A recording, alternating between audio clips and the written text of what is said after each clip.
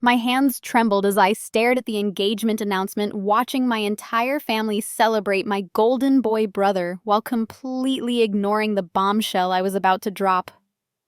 They had spent years treating me like the family disappointment, mocking my little side projects and comparing me unfavorably to Marcus at every gathering.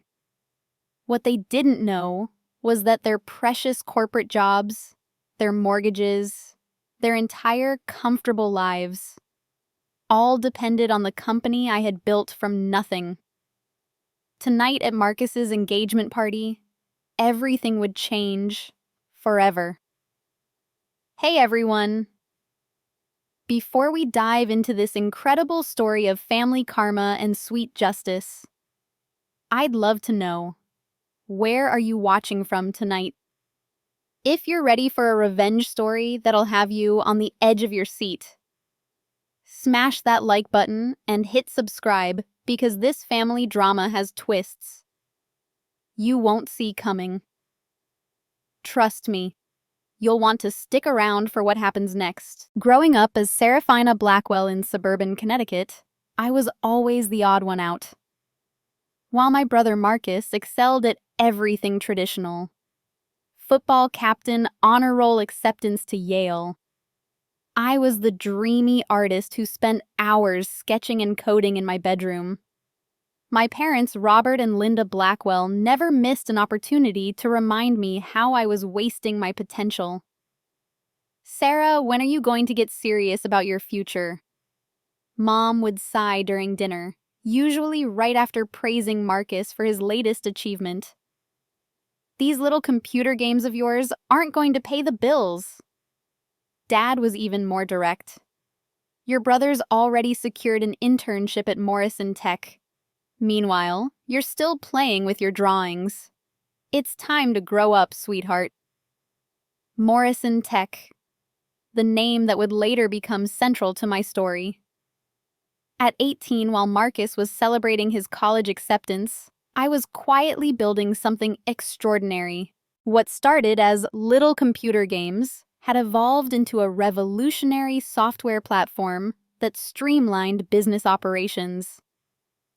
I called it Phoenix Systems, naming it after my favorite mythological creature that rises from ashes.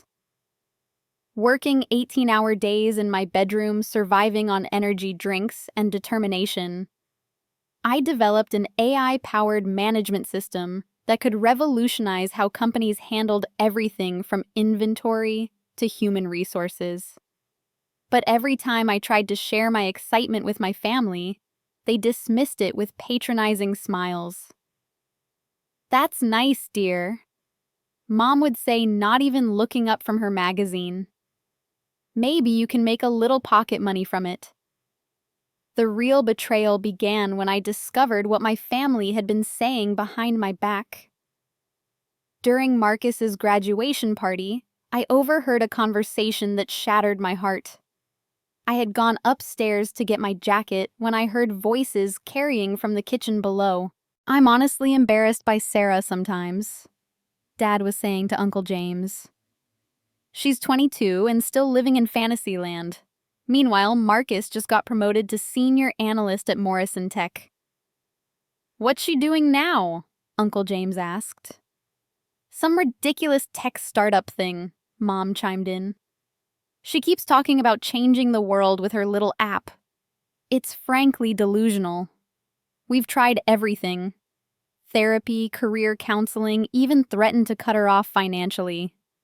Nothing works."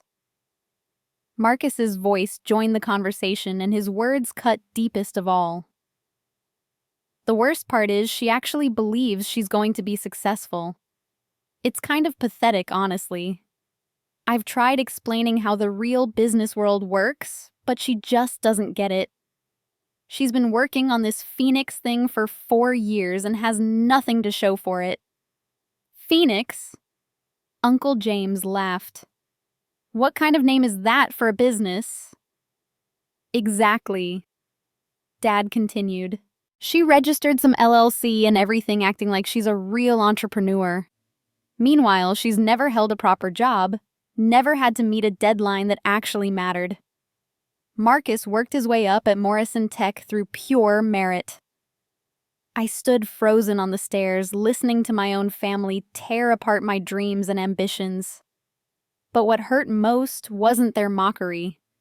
It was their complete failure to recognize that Phoenix Systems had already been operational for 8 months. While they thought I was playing games in my bedroom, I had quietly acquired Morrison Tech and 17 other companies in a series of strategic purchases. The irony was devastating. Marcus's merit-based promotion had come from the company I now owned. Dad's mortgage was held by a bank that used my software. Mom's part-time job at the local health clinic ran on Phoenix Systems' patient management platform. Uncle James's construction company had signed a 6-figure contract with my subsidiary just 3 months earlier. They saw me as the family failure, but I was already their boss. The embezzlement discovery came by accident. As the new owner of Morrison Tech, I had access to all financial records. During a routine audit, my financial team uncovered discrepancies in the executive expense accounts. Marcus, along with several senior managers, had been systematically inflating project budgets and pocketing the difference. They created fake vendor invoices for non-existent services, charged personal expenses to company cards, and even established shell companies to funnel money into their personal accounts. The amount was staggering, over $2 million across 18 months.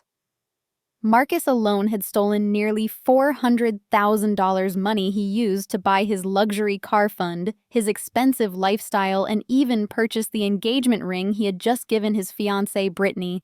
But the financial fraud was just the beginning. Digging deeper, I discovered that Marcus had been systematically sabotaging other employees' careers to advance his own. He had falsified performance reviews, stolen colleagues' ideas, and presented them as his own, and even manipulated project timelines to make himself look more competent. The contempt and belittlement I had endured from my family suddenly took on new dimensions. They weren't just dismissing my dreams. They were actively working against companies I owned while stealing from them. The favoritism that had poisoned my childhood was now literally stealing food from the mouths of honest employees. As I compiled the evidence, I realized this wasn't just about money or family dynamics. This was about justice for every employee Marcus had stepped on, every colleague whose work he had stolen, every person whose livelihood he had threatened with his fraudulent behavior. The engagement party was scheduled for the following Saturday. I had exactly 1 week to decide how to handle the most explosive family revelation in Blackwell history. Saturday evening arrived with unseasonably warm weather for October in Connecticut. The Blackwell family had rented the exclusive Riverside Country Club for Marcus's engagement party, a venue that cost more than most people's annual salaries. As I walked through the marble-floored lobby in my simple black dress, I could hear the murmur of 200 guests already gathering in the main ballroom. I had spent the week carefully orchestrating every detail of what would happen tonight. The evidence was compiled, the legal team was on standby, and most importantly, I had invited some very special guests that my family didn't know about yet. Sarah. Mom's voice rang out as I entered the ballroom. She rushed over, adjusting my hair with the same critical expression she'd worn throughout my childhood. "You're late. And couldn't you have worn something more festive? This is your brother's night." "Sorry, Mom. I had some last-minute business to handle." Dad appeared beside her, champagne flute in hand. Business. What business could you possibly have on a Saturday evening? Before I could answer, Marcus bounded over with his fiancée, Brittany, both glowing with the confidence of people who believed they were untouchable. Marcus looked particularly smug in his expensive tailored suit, paid for, I now knew, with stolen money. Little sister. He pulled me into a hug that felt more like a display of dominance. Glad you could make it.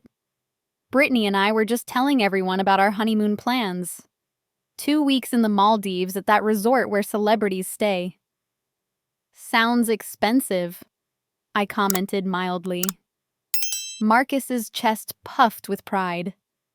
Well, when you're successful in the corporate world, you can afford nice things. Maybe someday you'll understand. Brittany, a stunning blonde who worked in marketing, smiled with barely concealed condescension. Marcus has been telling me about your little computer hobby. That's so cute that you're still pursuing your creative interests. The word hobby hung in the air like a slap. Around us, other family members had begun to gather, drawn by the familiar dynamic of successful Marcus and his struggling sister. Aunt Patricia joined the circle with her husband David. Sarah, honey, are you still working on that app thing David was just saying how saturated the tech market is these days? Maybe it's time to consider something more stable. Like what Marcus has accomplished, Uncle James added, arriving with his wife Carol. Senior analyst at Morrison Tech at 26, that's real success. I nodded thoughtfully. Morrison Tech is certainly an interesting company. Interesting, Marcus laughed. It's one of the most innovative firms in New England. We're revolutionizing business software solutions.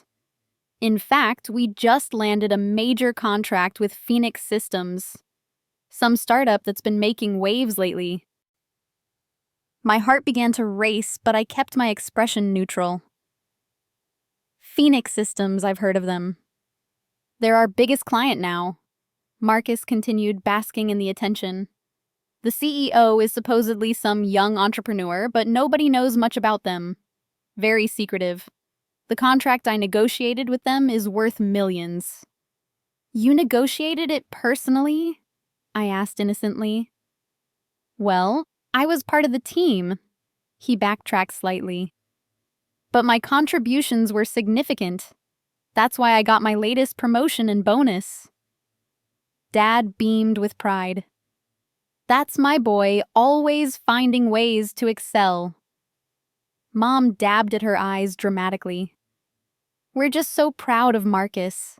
He's everything parents could hope for in a son. The barbs were subtle but constant. Everything parents could hope for in a son. The implication being that daughters, particularly this daughter, were inherently disappointing. And what about you, Sarah? Brittany asked with false sweetness. Any exciting developments in your projects? I was about to answer when I noticed my special guests arriving. 3 people I had been waiting for all evening. Detective Sarah Morrison from the Connecticut State Police Financial Crimes Unit, my lead attorney Jennifer Walsh, and most importantly Thomas Richardson, the investigative journalist from the Hartford Courant, who had been following corporate fraud cases in Connecticut. Actually, I said, my voice carrying clearly across the now quiet group, I have some very exciting news to share tonight. Marcus raised his champagne glass. Everyone, Sarah has an announcement. The irony wasn't lost on me. My brother, the golden child, was literally calling attention to his own downfall. More family members gathered around us. Cousins, aunts, uncles, family friends, all the people who had spent years watching the Blackwell family dynamic play out, who had witnessed countless dinners where Marcus was praised and I was dismissed. Well, I began savoring the moment that had been 4 years in the making. I wanted to share that Phoenix Systems has had quite a successful year. Marcus nodded approvingly. See, I told you she pays attention to business news. Phoenix Systems is actually our client at Morrison Tech. That's right, I continued. And I've learned so much about Morrison Tech through that relationship. Fascinating company culture. Very creative accounting practices. The first hint of concern flickered across Marcus's face. What do you mean? I pulled out my phone and opened the financial documents I had prepared. Well, for instance, I discovered that certain senior analysts have been quite innovative with expense reports, creating fake vendor invoices, establishing shell companies, charging personal expenses to corporate accounts. The color began to drain from Marcus's face. Sarah, what are you talking about? I'm talking about fraud, Marcus. Systematic embezzlement. $2 million over 18 months to be precise. The circle of family members suddenly felt like a tribunal. Mom stepped forward protectively. Sarah, that's enough. You don't know what you're talking about. Actually, Mom, I know exactly what I'm talking about. Because you see, I don't just follow Phoenix Systems' business developments. I paused, looking directly into Marcus's increasingly panicked eyes. I am Phoenix Systems. I'm the CEO you've all heard so much about. The silence that followed was deafening. 200 guests continued their conversations around us, but in our little circle, the world had stopped. Dad was the first to speak. That's impossible. Is it? I pulled up the incorporation documents on my phone. Phoenix Systems LLC founded 4 years ago. CEO and majority shareholder Seraphina Blackwell. The same little computer hobby you've all been mocking for years. Marcus's champagne glass slipped from his fingers, shattering on the marble floor. You're lying. I'm not lying, Marcus. And neither are the financial records that show you've stolen nearly $400,000 from the company I built. The company that employs you. The company that signs your paychecks. Brittany grabbed Marcus's arm. Marcus, tell her she's wrong. But Marcus couldn't speak. He was staring at me like he was seeing a ghost, finally understanding that his little sister, the family disappointment, the dreamer, the failure, was actually his boss. Detective Morrison chose that moment to approach our group. Excuse me, are you Marcus Blackwell? All eyes turned to the detective who was now holding up her badge. I'm Detective Sarah Morrison with the Connecticut State Police Financial Crimes Unit. We need to speak with you about some irregularities in the Morrison Tech financial records. The engagement party had just become a crime scene. The aftermath of Detective Morrison's arrival created a ripple effect that transformed the elegant engagement party into something resembling a crime drama. Guests began whispering and gathering in clusters, their voices creating a low buzz of confusion and speculation. Marcus stood frozen still, processing that his younger sister, the one he'd patronized and dismissed for years, was not only successful, but was actually his ultimate employer. There has to be some mistake, Mom stammered, looking between Marcus and me with desperate eyes. Sarah, this is your brother's engagement party. Whatever game you think you're playing. This isn't a game, Mrs. Blackwell, Detective Morrison interrupted firmly. We have substantial evidence of financial fraud at Morrison Tech, and your son is a person of interest in an ongoing investigation.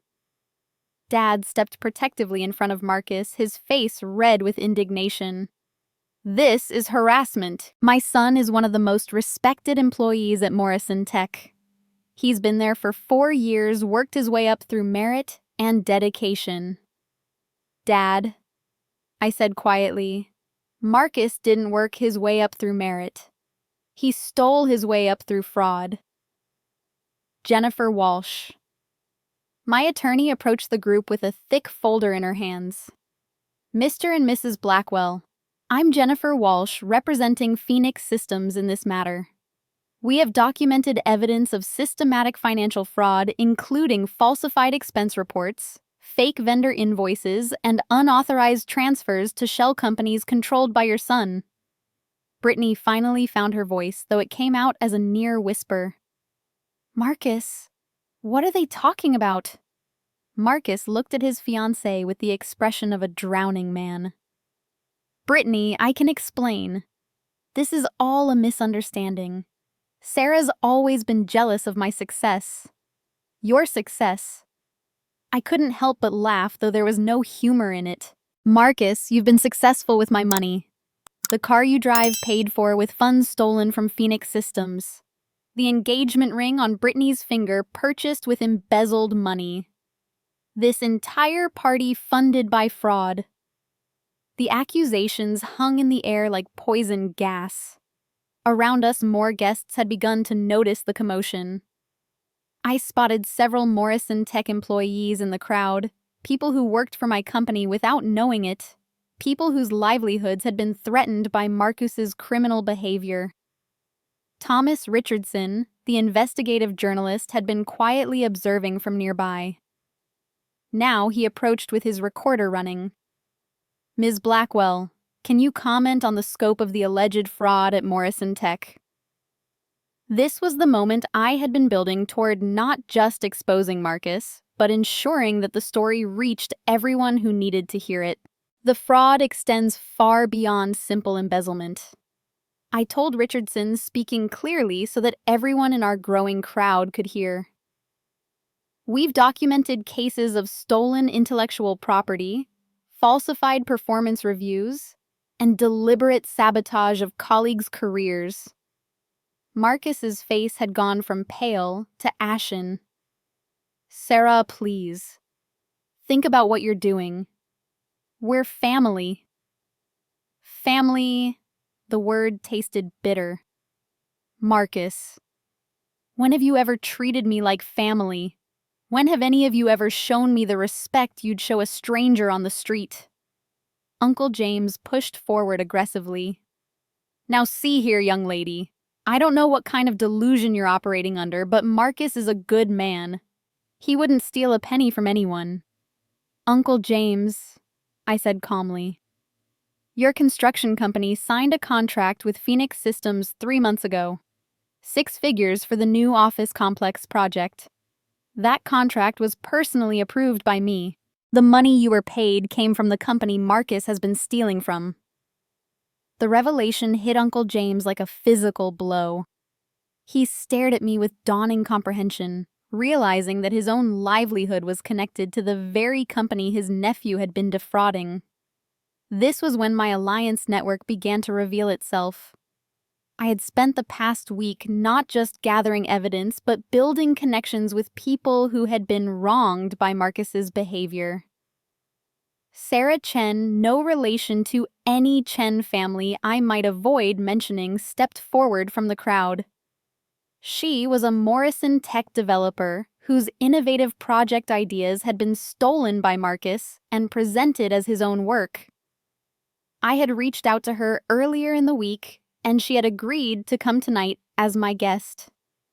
Marcus Blackwell is a thief and a liar, Sarah announced, her voice carrying across the ballroom. He stole my AI optimization algorithm and presented it as his own work to get his promotion. When I tried to report it, he had me written up for insubordination. Another voice joined from across the crowd. He sabotaged my client presentation. This came from David Park, another Morrison Tech employee who had agreed to support my case.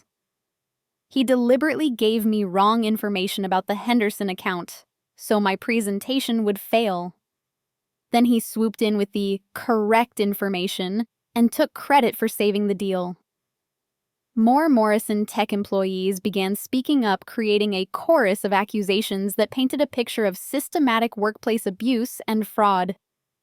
These weren't random disgruntled employees. These were people I had carefully interviewed over the past week. People whose stories I had verified through company records and documentation. This is insane, Brittany whispered, looking at her engagement ring as if it had suddenly turned into a snake. Marcus, tell me this isn't true. Tell me you didn't steal money to buy this ring. Marcus opened his mouth, but no words came out. The evidence was overwhelming, and we all knew it. Detective Morrison stepped closer to Marcus. Mr. Blackwell, you have the right to remain silent, but I strongly suggest you cooperate with our investigation. The evidence against you is substantial, and your best option at this point is to work with us. Don't say anything, son, Dad commanded, finally finding his voice. We're calling our lawyer. This is obviously some kind of setup orchestrated by Sarah out of sibling rivalry. Sibling rivalry. I turned to face my father directly. Dad, I own 17 companies. My personal net worth is $47 million. My software runs in over 300 businesses across New England. What exactly would I be rivalrous about? The number hit the crowd like a thunderclap. $47 million. Suddenly, every dismissive comment, every patronizing smile, every comparison to Marcus took on a different meaning. Mom sank into a nearby chair, looking like she might faint. 47 million. The Phoenix Systems platform that Marcus was so proud to have as a client. It's revolutionizing business software because I designed it to revolutionize business software. The AI algorithms that Morrison Tech uses, I wrote them. The optimization protocols that increased efficiency by 30% company-wide. My code. Jennifer Walsh opened her folder and began distributing documents to the family members. These are audited financial statements for Phoenix Systems and its subsidiaries. As you can see, Ms. Blackwell has built a legitimate business empire, while certain family members were engaging in criminal behavior. The alliance I had built wasn't just about exposing Marcus, it was about creating an undeniable narrative that would protect honest employees and ensure that justice was served. Sarah Chen David Park and the other Morrison Tech employees weren't just witnesses. They were living proof of how Marcus's behavior had damaged real people's lives and careers. But the most important alliance was yet to reveal itself. As Detective Morrison prepared to escort Marcus aside for questioning, a new voice spoke up from the back of the crowd. Actually, Detective, before you continue, there's something else you should know. Everyone turned to see who had spoken. Standing near the ballroom entrance was Michael Torres Morrison Tech's chief financial officer, and someone I had been secretly working with for the past month. I've been cooperating with Phoenix Systems' internal investigation, Michael announced, walking toward our group. And I can confirm that the fraud goes deeper than just Marcus Blackwell. There's an entire network of senior managers who have been systematically defrauding the company. This revelation sent another shockwave through the crowd. Marcus wasn't just a lone bad actor, he was part of a conspiracy that had infected the upper levels of Morrison Tech's management. That's impossible. Uncle James protested weakly, but his voice lacked conviction now. Michael Torres looked directly at Marcus. Marcus, you know it's over. The shell companies, the fake vendors, the kickback schemes, we have documentation for all of it. Your best option now is to cooperate and help us identify everyone else involved. The web of alliances I had built over the past week was now fully revealed. Honest employees ready to testify, a CFO willing to expose corporate corruption, law enforcement prepared to prosecute, and media coverage to ensure accountability. Marcus wasn't just facing family embarrassment, he was facing federal charges that could result in decades in prison. As the gravity of the situation sank in, I realized that this wasn't just about getting revenge on a brother who had treated me poorly. This was about justice for every person whose career had been damaged, every employee whose work had been stolen, and every stakeholder who had been betrayed by systematic fraud. The engagement party had become a reckoning, and it was far from over. The revelation about the broader conspiracy at Morrison Tech should have been my moment of complete triumph, but the universe had one more devastating twist waiting for me. As Detective Morrison began coordinating with federal agents who had just arrived at the country club, I felt a tap on my shoulder that would change everything. Seraphina, we need to talk. Now. I turned to find Michael Torres, the CFO I had trusted with my investigation, looking at me with an expression I couldn't quite read. Behind him stood two men in expensive suits who definitely weren't law enforcement. Michael, what's going on? Who are these people? This is Jonathan Hartwell from Meridian Capital and his associate. They're here about the Phoenix Systems acquisition. My blood turned to ice. What acquisition? Jonathan Hartwell stepped forward with the predatory smile of a corporate shark. Ms. Blackwell, I'm afraid there's been a development you're unaware of. 3 weeks ago, Meridian Capital acquired a controlling interest in Phoenix Systems through a series of proxy purchases and legal maneuvers. The words hit me like a physical blow. That's impossible. I own 73% of Phoenix Systems. No one can acquire controlling interest without my knowledge. Actually, Michael Torres said quietly, avoiding my eyes. They can when the CFO of your largest subsidiary has been systematically transferring shares to shell companies controlled by Meridian Capital. I've been documenting your company's financial irregularities for months. The betrayal was so complete, so unexpected, that for a moment, I couldn't process what I was hearing. Michael Torres, the man I had trusted with sensitive financial information, the ally I had counted on to help expose Marcus's crimes, had been systematically destroying my company from the inside. Michael, what are you talking about? You're the one who brought me evidence of Marcus's fraud. I brought you evidence of Marcus's small-time theft to distract you from the real operation, he said, finally meeting my eyes. While you were focused on your brother stealing hundreds of thousands, I was facilitating the transfer of hundreds of millions. The family drama that had consumed the evening suddenly felt trivial compared to this corporate nightmare. Around us, my relatives were still processing the earlier revelations, but I was facing the complete destruction of everything I had built.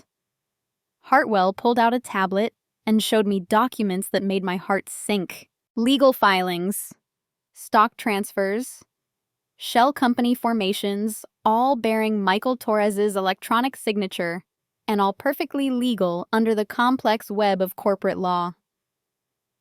You see, Ms. Blackwell, while you were playing detective with your family's petty crimes, we were executing a sophisticated acquisition strategy.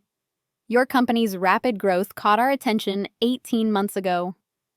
Rather than make a hostile takeover bid that you could fight, we decided to infiltrate and acquire from within. But the Morrison Tech investigation, the evidence against Marcus, all real. Torres confirmed. Your brother really is a small-time embezzler. But his crimes were useful cover for our larger operation. While you were building cases against individual employees, I was restructuring your corporate holdings to facilitate our acquisition. The magnitude of the betrayal was staggering. Everything I thought I knew about the past month had been orchestrated. The evidence I had gathered, the allies I had built, even this confrontation at the engagement party, all of it had been guided by someone working to destroy me. The beautiful irony, Hartwell continued, is that your own success made this possible. Phoenix Systems grew so quickly that you couldn't personally oversee every financial transaction. You had to trust people like Torres to manage the details. That trust was your downfall. Marcus, who had been standing nearby looking shell-shocked by his own exposure, suddenly seemed to understand what was happening. Wait, are you saying that Sarah's company is being stolen while she's here exposing me? Not stolen, Torres corrected. Legally acquired through legitimate business transactions that your sister unknowingly authorized by giving me financial authority over her subsidiaries. The family members who had been stunned into silence by my earlier revelations now watched in horror as my victory turned into devastating defeat. Mom actually gasped audibly when she realized what was happening. So everything Sarah just told us about owning all these companies, Dad began, is true, Hartwell confirmed. She built an impressive business empire. She just doesn't own it anymore. As of this morning, Meridian Capital controls 68% of Phoenix Systems and all its subsidiaries. That includes Morrison Tech, where your son works.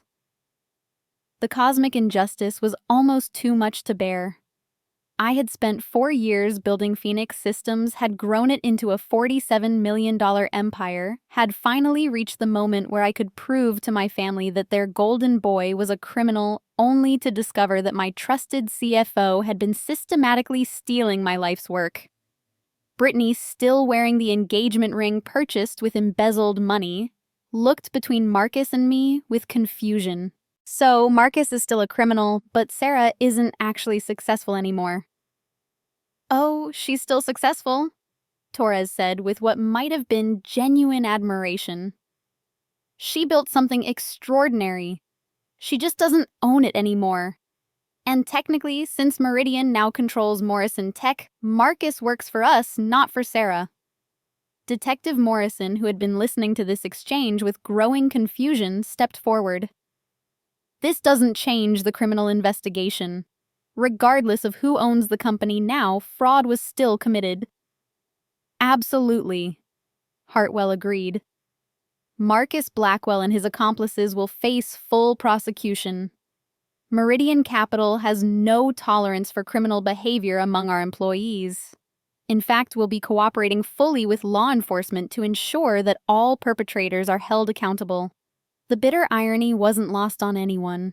The company I had built would now be used to prosecute my brother's crimes, but I wouldn't see any justice for my own victimization.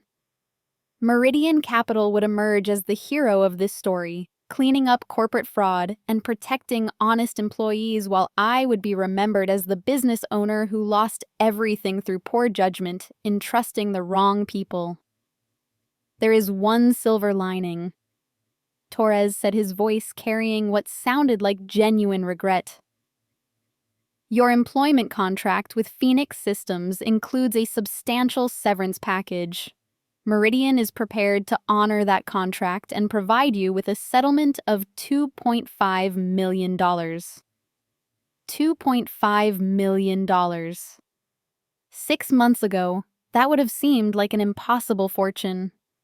Now it felt like a devastating loss, the remnants of a $47 million empire that had been legally stolen from under me. And if I refuse the settlement, then you'll spend the next 5 years in court fighting acquisition agreements that were carefully structured by some of the best corporate lawyers in the country. Hartwell replied, You might eventually recover some assets, but by then the companies will likely be worth significantly less, and your legal fees will consume most of whatever you recover. The family members around me were processing this information in real time, watching their previously successful daughter and sister experience a devastating professional downfall in the span of minutes. The engagement party had become a masterclass in how quickly fortune can change. Marcus, despite his own legal troubles, actually looked at me with something approaching sympathy. Sarah, I'm sorry. I know we've had our differences, but you didn't deserve this. The comment was so unexpected, so genuinely human, coming from someone I had been ready to destroy just minutes earlier, that I felt tears beginning to form. My brother, the golden child, the criminal, the person whose crimes I had been about to expose, was showing me more compassion than the business associate I had trusted with my company's future. But the evening wasn't over yet. As I stood there contemplating the ruins of my professional life, I noticed something that gave me the first spark of hope I had felt since Torres's betrayal was revealed. Sarah Chen, the Morrison Tech developer whose work Marcus had stolen, was frantically typing on her phone. David Park and several other employees were clustered around her, and they all kept glancing in my direction with expressions of determination rather than sympathy. Whatever was happening, it was clear that my alliance network wasn't ready to give up the fight yet. Just as I was beginning to accept the devastating reality of my situation, Sarah Chen approached our group with her phone still in her hand and an expression of barely contained excitement. "Ms. Blackwell, I need to show you something immediately. This changes everything." Michael Torres stepped protectively closer to Hartwell. "Ms. Chen, I don't think this is an appropriate time." "Actually, it's the perfect time." Sarah interrupted her voice, carrying a confidence that made everyone in the circle pay attention. "Because what I'm about to show you proves that Torres and Meridian Capital's acquisition is completely fraudulent." Hartwell's confident demeanor flickered for just a moment. "I'm sorry, who are you exactly?" "Sarah Chen, senior developer at Morrison Tech, and as of 6 months ago, independent cybersecurity consultant hired by Phoenix Systems to audit their digital infrastructure for potential vulnerabilities." The words hung in the air like a bomb waiting to explode. I stared at Sarah, trying to process what she had just said. "You were hired by Phoenix Systems, but You never hired me directly," Sarah confirmed, holding up her phone to show a complex spreadsheet of data. "I was hired through an intermediary contract arranged by your CFO. Torres told me that Phoenix Systems needed an external security audit to prepare for a potential IPO." Torres went pale. "Sarah, you're misunderstanding the scope of that contract." "No, Michael, I understand perfectly. You hired me to find vulnerabilities in Phoenix Systems' digital infrastructure so that Meridian Capital could exploit them during their acquisition. What you didn't count on was that I would also document every single illegal action you took in the process." Sarah turned her phone screen toward the group, showing what appeared to be a comprehensive digital forensics report. "For the past 6 months, I've been recording every unauthorized access, every fraudulent transfer, and every illegal share manipulation that Torres performed." Detective Morrison leaned in to examine the phone screen. "Ms. Chen, are you saying you have evidence of securities fraud?" "I have evidence of systematic digital fraud, identity theft, corporate espionage, and illegal stock manipulation," Sarah replied. "Torres used his administrative access to Phoenix Systems servers to forge Ms. Blackwell's digital signature on dozens of transfer documents. He created fake email communications that made it appear she was authorizing transactions she never actually approved." The revelation was so unexpected and so comprehensive that for a moment, everyone stood in stunned silence.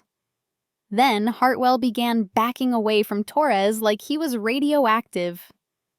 "Now wait just a minute," Hartwell said, his corporate smoothness evaporating. "Meridian Capital entered into these agreements in good faith.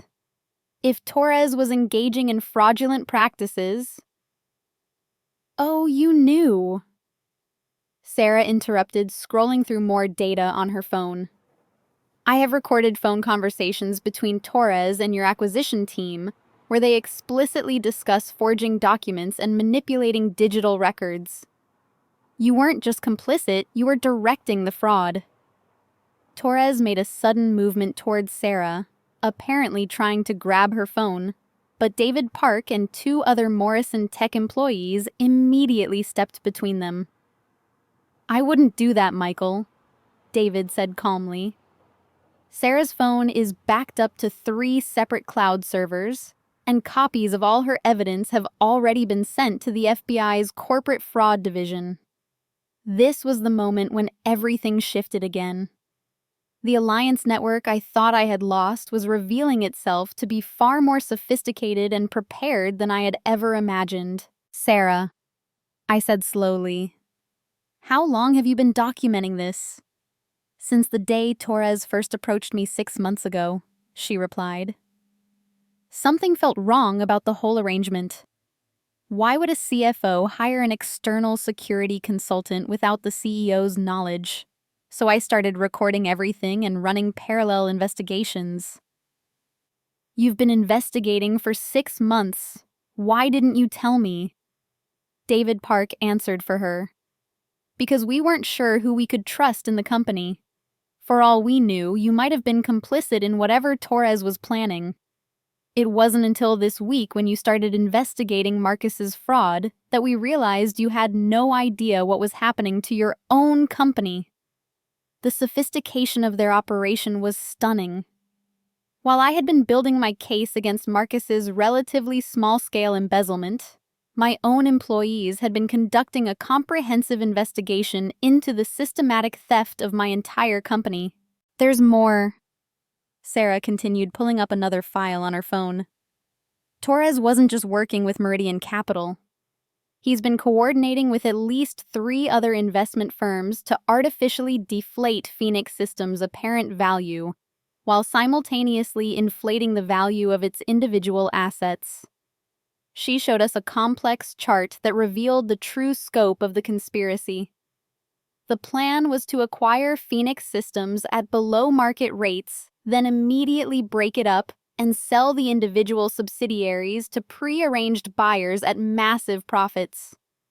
Morrison Tech alone was already promised to Hartwell's business partner for 3 times what Meridian paid for their controlling stake. Detective Morrison was frantically taking notes. Ms. Chen, this evidence suggests a conspiracy involving multiple corporations and potentially hundreds of millions of dollars in fraud. $732 million to be exact, Sarah confirmed. That's the total value of the assets that would have been transferred through this scheme. Hartwell was now openly panicking. I want my lawyer. I'm not saying another word without legal representation. That's probably wise, a new voice said from behind us. We all turned to see a woman in a federal law enforcement jacket approaching the group. I'm Special Agent Patricia Winters, FBI Financial Crimes Division. We've been monitoring this conversation and we're prepared to make arrests. The engagement party had just become a federal crime scene. Agent Winters continued, Mr. Torres, Mr. Hartwell, you're both under arrest for conspiracy to commit securities fraud, digital identity theft, and corporate espionage. You have the right to remain silent. As the FBI agent read Torres and Hartwell their rights, I felt a surge of emotion that was part relief, part gratitude, and part amazement at the loyalty and competence of employees I had barely known 6 months ago. Sarah, I said, I don't know how to thank you. Don't thank me yet, she replied with a grin. We're not done. David, show her the other thing. David Park pulled out his own phone and opened what appeared to be a legal document. Ms. Blackwell, while Sarah was documenting the digital fraud, I was working with employment lawyers to document Torres's violations of corporate governance laws. It turns out that when a CFO exceeds their legal authority and engages in fraud, all transactions they authorized can be legally voided. Agent Winters nodded approvingly. That's correct. Once we can prove that Torres was operating outside his legal authority, any stock transfers or acquisition agreements he facilitated will be reversed. Phoenix Systems will be restored to its rightful ownership. The reversal of fortune was so complete and so unexpected that I actually had to sit down on a nearby chair. In the span of 30 minutes, I had gone from triumph to devastating defeat to complete vindication. Marcus, who had been watching this entire drama unfold while facing his own legal troubles, shook his head in amazement. Sarah, your employees are incredibly loyal to you. They're not just loyal, Sarah corrected. We're protective of what we helped build. Phoenix Systems isn't just Ms. Blackwell's company, it's our company too. We all contributed to its success, and we weren't going to let corporate criminals destroy it. As federal agents led Torres and Hartwell away in handcuffs, I realized that the most important lesson of the evening wasn't about family dynamics or corporate fraud. It was about the difference between earned loyalty and expected loyalty. My family had expected my loyalty while giving me none in return, but my employees had earned each other's loyalty through mutual respect and shared purpose. The true strength of Phoenix Systems wasn't in its financial assets or its innovative software. It was in the community of people who believed in what we were building together. 6 months later, I stood in the newly renovated Phoenix Systems headquarters, watching through floor-to-ceiling windows as our employees, my chosen family, collaborated on projects that would reshape entire industries. The federal investigation had concluded, justice had been served, and the aftermath had revealed truths about loyalty, family, and success that I never could have imagined during those dark days of childhood ridicule. Marcus had pled guilty to embezzlement and received 18 months in federal prison, along with complete financial restitution to Phoenix Systems. More importantly, he had undergone genuine personal transformation during the legal process. His engagement to Brittany had ended. She couldn't reconcile herself to being with someone who had built their relationship on stolen money. But Marcus had used his time in minimum security prison to earn his accounting certification and develop genuine skills rather than relying on theft and manipulation. Upon his release, Marcus had done something that shocked everyone. He asked if he could work for Phoenix Systems as an entry-level bookkeeper at a salary commensurate with his actual skills rather than his fraudulent achievements. After extensive discussion with Sarah David and our employee council, we had decided to give him a chance. He was now one of our most dedicated employees, having learned the difference between earned success and stolen glory. The transformation in our family dynamics had been equally dramatic. Mom and Dad forced to confront the reality that their disappointment daughter was actually a successful entrepreneur, while their golden boy son was a convicted felon, had undergone their own process of reckoning. Dad had been the first to apologize. 3 weeks after the engagement party, he had shown up at my temporary office with tears in his eyes and words I never thought I would hear. "Sarah, I was wrong about everything. I let my own insecurities about success blind me to what you were actually accomplishing. I'm proud of you, and I'm sorry it took me so long to see what was right in front of me." Mom's apology had been longer and more complex, involving months of family therapy and painful conversations about favoritism, expectations, and the damage that constant comparison had done to our relationship.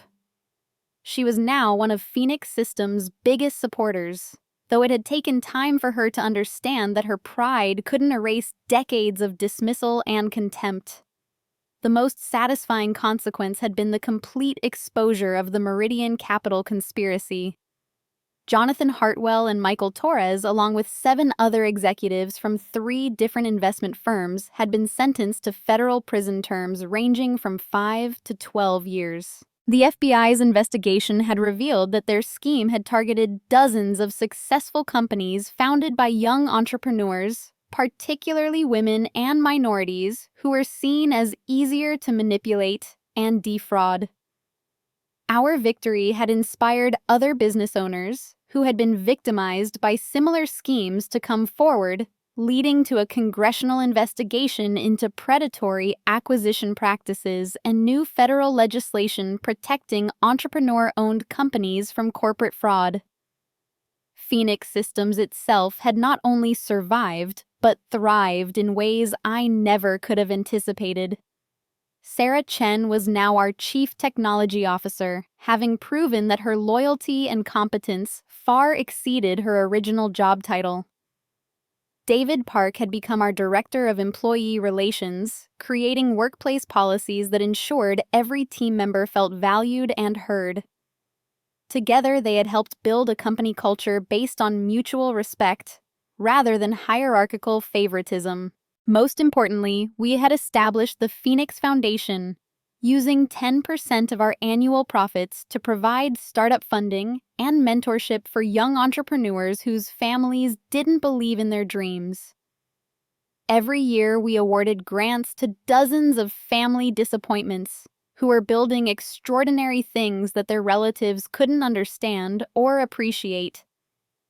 The foundation's first major grant had gone to a young woman whose pharmaceutical research was dismissed by her doctor parents as unrealistic. Her work on affordable insulin alternatives was now in clinical trials and had attracted major investor attention. The second grant went to a teenager whose video game obsession had actually resulted in revolutionary educational software that was being tested in schools across 3 states. As I reflected on these changes, Sarah joined me at the window carrying 2 cups of the premium coffee that had become a Phoenix Systems tradition. Penny for your thoughts, boss. Just thinking about how differently things could have turned out? I replied, accepting the coffee gratefully. If you and David and the others hadn't been paying attention, I would have lost everything. You wouldn't have lost everything, Sarah corrected gently. You would have lost the companies, but you still would have had the knowledge and skills that built them in the first place. Though I'm glad we didn't have to find out how that story would have ended. Through the window, we could see Marcus in the accounting department working intently on quarterly reports with the same focus he had once applied to embezzlement schemes. The irony wasn't lost on either of us that the brother who had once mocked my dreams was now one of the hardest working members of the team that made those dreams reality. Do you think he's really changed? Sarah asked, following my gaze. I think losing everything he thought mattered forced him to figure out what actually matters, I said. Prison losing Brittany, having to rebuild his life from scratch, it stripped away all the false success and made him confront who he really was underneath. That evening, I had dinner with my parents for the first time since the engagement party. The restaurant was a small family place where we could talk without pretension or performance, where the conversation could focus on rebuilding rather than relitigating the past. Sarah, Dad said as we waited for our meals. I've been thinking about what you said that night, about how we treated you like a disappointment while you were actually building something extraordinary. Dad, we don't have to. Yes, we do, he interrupted gently, because I realized that my biggest failure as a parent wasn't in not recognizing your success. It was in not recognizing your worth, regardless of your success. You deserved our love and respect when you were 18 and struggling to figure out your path, not just after you proved you could build a $47 million company. Mom nodded, dabbing at her eyes with her napkin. We got so caught up in conventional measures of achievement that we forgot to see the extraordinary person you were becoming. Marcus's success felt familiar to us because it looked like what we expected success to look like. Your success was threatening because it proved that everything we thought we knew about the world might be wrong. The honesty was painful but necessary. We were finally having conversations that should have happened years earlier. Acknowledgments that would have prevented decades of resentment and misunderstanding. I forgive you, I told them, meaning it. But I need you to understand that the family we build together from now on has to be different. It has to be based on mutual respect and genuine support, not on performance and comparison. We understand, Dad said, and we want to earn that respect, not just expect it. As we shared our meal and began the slow process of rebuilding our relationship, I realized that the most profound lesson of this entire experience wasn't about business success or family drama or even justice being served. It was about the difference between inherited relationships and chosen relationships, between obligation and genuine connection.